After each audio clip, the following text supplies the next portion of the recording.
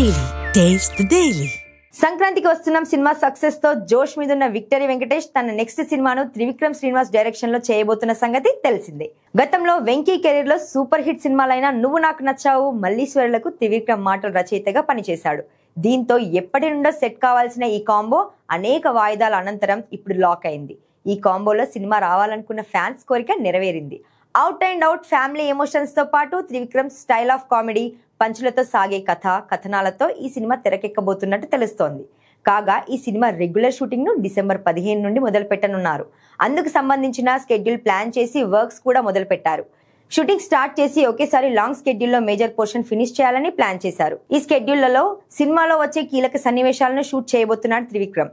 ఇక ఈ సినిమాలో వెంకీ సరసన Kannada young hot beauty Srinidhi Shetty heroine గా నటిస్తోంది.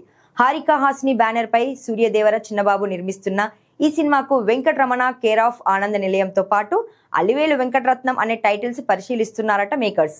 మరి వెంకీ త్రివిక్రమ్ కలిసి ఈసారి ఎలాంటి మ్యాజిక్ చేస్తారో చూడాలి.